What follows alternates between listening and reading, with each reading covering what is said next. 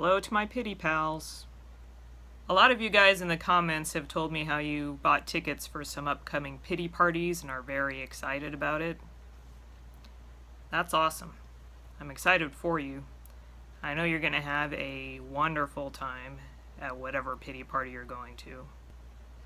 And I've seen comments from some of you guys who are on the fence about getting a ticket because you know that there's a lot of audience participation at a pity party and you're scared to death of getting pulled up on stage. You'd be surprised how many people don't go to pity parties because of that concern. And it is a valid concern, but it's not a valid excuse. So I'm going to address that concern for any of you who might be on the fence about going to a pity party. And before we even get started, I just want to let you guys know that while I am expressing my opinions about this, I am also speaking from experience. In spite of these videos that I put out, I am an extreme introvert. I don't like the limelight. I hate public speaking. But in spite of that, I have been on stage with Puddles 3 separate times. So I do know what I'm talking about. Some of you may be concerned about some reviews that you've read about Puddles. I have read a lot of reviews about Puddles over the years, from different music venues or newspaper articles, stuff like that.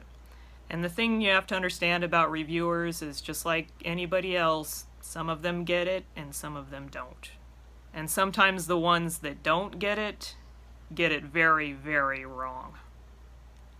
I've read some reviews where the reviewer said that Puddles dragged somebody up on stage, forced them to do something humiliating, purposely embarrassed them. There's one article out there that goes so far as to accuse Puddles of bullying his audience, which is clickbait. Don't believe that for a second. First of all, Puddles does not force anybody to go up on stage with him. He asks them. Not verbally, of course, but he makes his point known. Do you want to come up on stage with me? And some people say yes, and some people say no. You can say no. Puddles takes no as an answer. He does not force people to go up on stage. I've been on stage with Puddles 3 times, and he's never once had me in a headlock. If he really, really wants you, he might ask you more than once, though. I went to a pity party once where there was one guy in the audience that he really, really wanted for a bit. And he asked the guy more than once.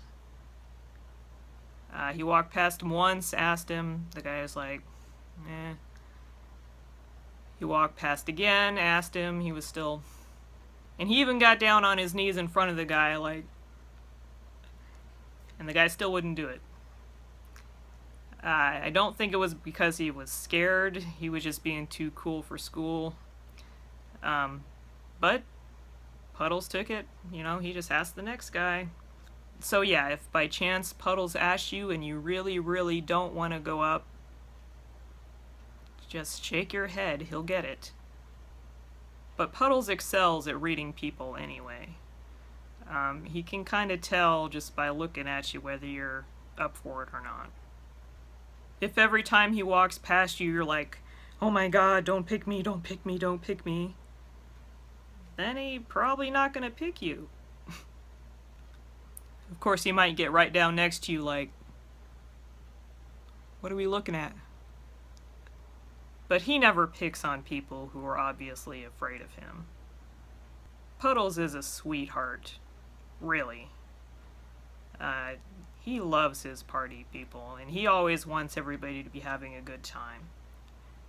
It's never his intention to humiliate or traumatize anybody. And if he even had an inkling that he thought he did, he'd be apologizing profusely. He really wants everybody to walk away with a positive experience from the pity parties. But that being said, if he asks you to go up on stage with him, just go for it. You won't regret it. Puddles is gentle as a lamb. He'll show you what to do. And honestly, once you get up there, it's not that scary. When the house lights are off, you can't hardly even see the audience. Maybe just the first row. And no matter how big a fool you make of yourself, you will not be the biggest clown on the stage.